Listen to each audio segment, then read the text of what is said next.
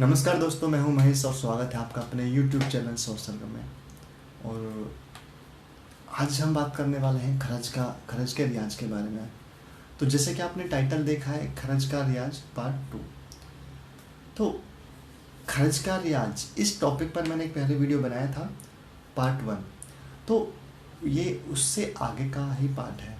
तो जैसा कि मैंने आपको उस पार्ट में बताया था कि खरज का रियाज हमें कैसे करना चाहिए, खरज के सुर हमें कैसे लगाने चाहिए, कि मध्य सप्तक से एक एक सुर हमें नीचे मंद सप्तक की तरफ बढ़ना चाहिए, और जहाँ तक आसानी से हमारे स्वर लगे, जहाँ तक हमारा गला, जिस स्वर तक हमारा गला आसानी से जाए, वहाँ तक हमें रेगुलर प्रैक्टिस करना चाहिए, उसका रियाज करना चाहिए। और गले पर अनावश्यक रूप से कोई प्रेशर या गले पर ज़्यादा जोर नहीं डालना चाहिए। तो ये वीडियो बनाने का मेरा मकसद ये था कि मेरे एक दो स्टूडेंट्स ने मुझसे पूछा था कि सर हम आज से, जैसा कि आपने बताया कि खरज का रियाज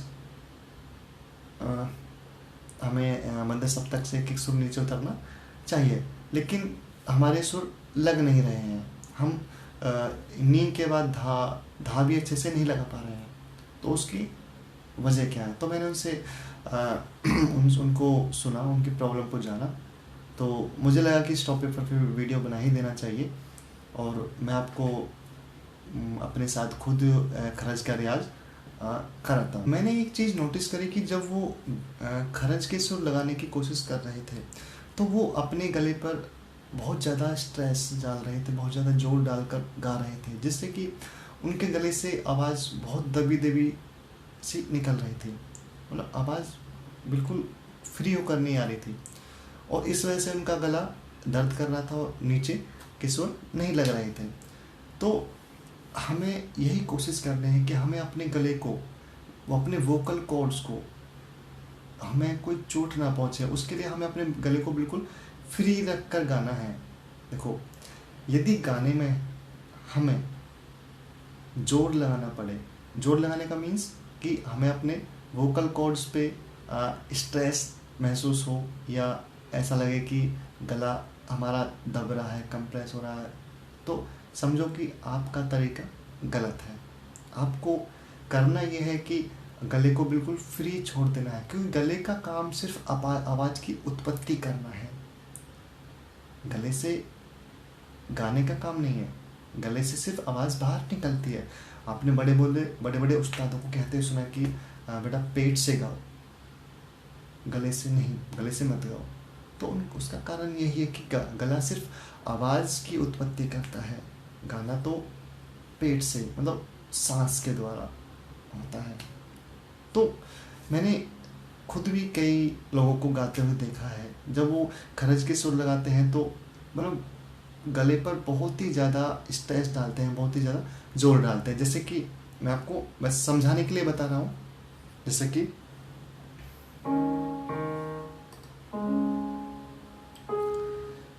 कि वो लोग क्या करते हैं, सा सा नी दा पा मा गा। अब आवाज़ तो सारी दब गई। दबने का कारण यही है कि वो अपने गाने के लिए गले का प्रयोग करते हैं, मतलब गाने में अपने गले पर जोर डालते हैं, स्ट्रेस डालते हैं। तो इस वजह से उनकी आवाज़ बिल्कुल खुले रूप से बाहर नहीं निकल पाती है।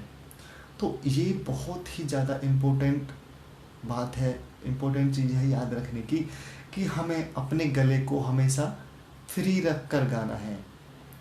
जितना हमारा गले पर स्ट्रेस पड़ेगा, स्ट्रेस रहेगा, तो आवाज़ खुलकर बाहर नहीं आ पाएगी, और स्वर बिल्कुल नहीं लगेगा, सुर बिल्कुल नहीं लगेगा हमारा।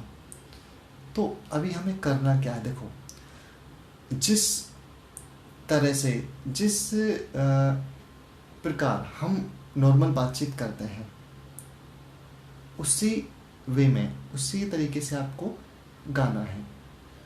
तो जब हम बातचीत करते हैं तो हम गले पर बिल्कुल स्ट्रेस नहीं डालते हैं, तो वही चीज़ आपको गाने में करनी है। कि गले को बिल्कुल फ्री रखना है। मैंने एक चीज़ और नोटिस की कि कुछ लोग जब खरज के सुर लगाते हैं, जब वो खरज में गाते हैं, तो वो क्या करते हैं कि अपना सर, अपना जो मुंडी है वो नीचे ऐसे झुका लेते हैं। तो जैसे कि वो क्या करते हैं, देखिए, सा नी धा पा मा गा रे।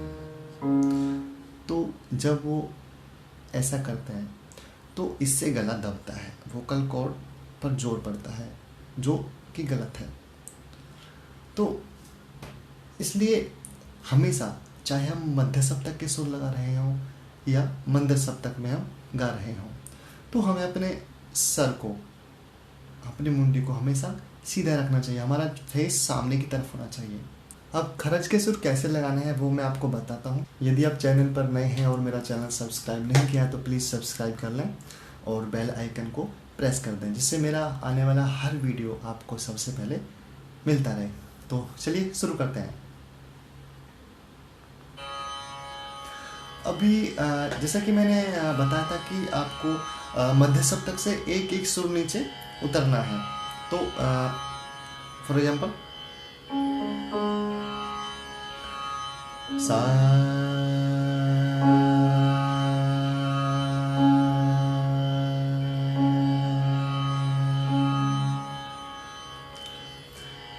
नी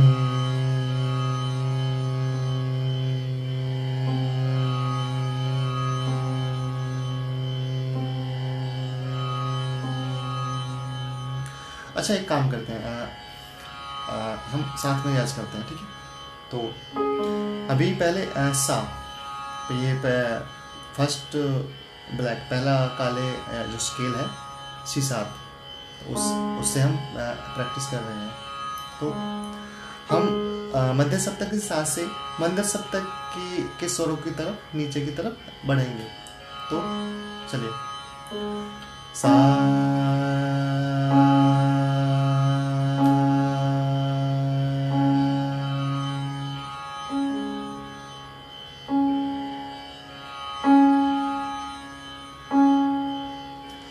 नी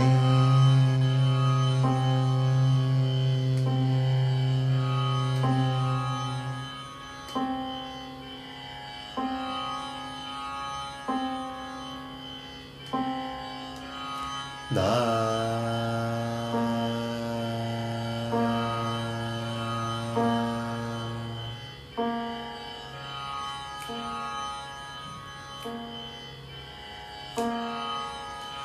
पा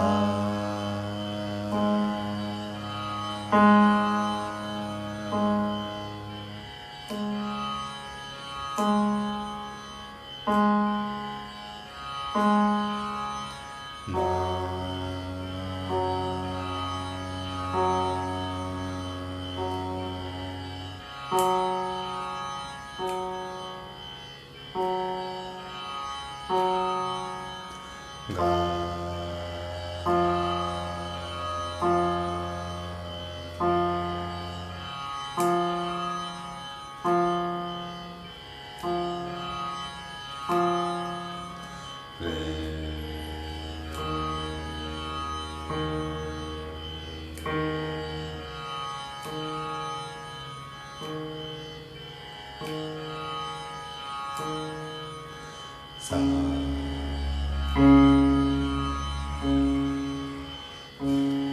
तो जहाँ तक आपका मतलब ये गला जाता है तो उस स्वर तक आपको प्रैक्टिस करनी है, रियाज करना है।